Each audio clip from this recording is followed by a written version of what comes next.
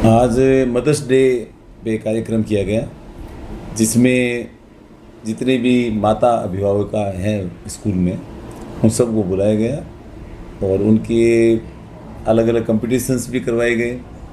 और ऐसे माताएं जिनके बच्चों ने 5th और 8th में ए ग्रेड हासिल किया और 10th और 12th में 90% से अधिक अंक प्राप्त किए, उन माताओं को उनका वंदन करते हुए सम्मानित किया गया। सर, माताओं की माता से बढ़ के उस संसार में कुछ है ही नहीं। जितनी भी महान विभूतियाँ हुई है वे ही हुई हैं जिन्होंने अपनी माताओं के बताए गए मार्ग का अनुसरण किया, उनका सम्मान किया। और भारतवर्ष तो वैसे भी हम कहते भी हैं जहाँ नारी की पूजा होती है वहाँ देवता रमण करते हैं, तो माता से बढ़ के कुछ नहीं है। और हमारे विद्यालय में तो जो संस्कार हम दे रहे हैं उसमें सुबह उठते ही बच्चे अपने माता पिता का चरण स्पर्श से आशीर्वाद लेते हैं, तो उन माताओं का आशीर्वाद हमेशा मिलता है।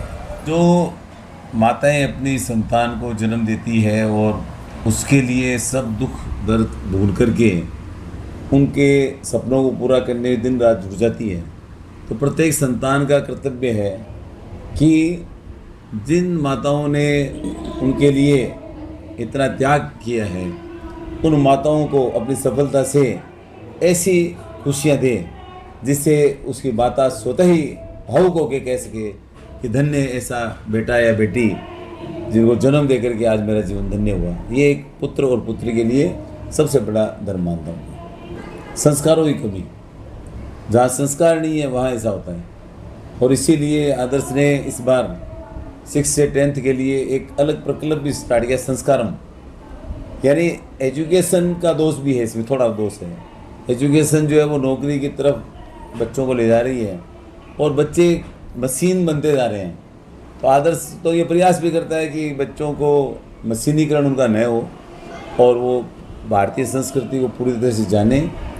और मैं समझता हूँ कि इससे ज़्यादा खराब कोई बात नहीं हो सकती कि एक संतान कामयाब होने के बाद अपने माता पिता भूल जाए। और ये संस्कार आदर्श में नहीं है कम से कम, और वो निश्चित रूप से अपने माता पिताओं का बहुत ज़्यादा सम्मान। हाँ, यही है कि भी आप देवताओं से ऊपर जब बढ़ के माता पिता को दर्जा दिया गया, ये सिर्फ कहने की बात नहीं है। मैंने ये देखा है कि जब बच्चे कामयाब होते हैं उनकी माताएं आती है और उनकी आंखों में खुशी के आंसू आते हैं, उस समय वो जो दुआएं देती है वो दुआएं व्यक्ति को बस ये मान लीजिए पत्थर से भगवान बनाने की यात्रा तभी संभव है जब माताओं का आशीर्वाद उस संतान को मिल जाए। देखिए कि बच्चे नशे की लत में जा रहे हैं, ये बात काफ़ी हद तक सही भी है।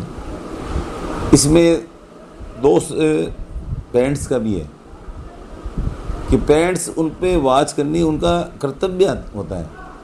और दूसरा, जो बच्चे नशे कर रहे हैं, इसलिए आपको पता है शुरू से ये चलता है कि भाई आपका कंपनी कैसी है, तो पेरेंट्स को ये देखना चाहिए कि ये किन के साथ रह रहे हैं, इनकी दिनचर्या क्या है।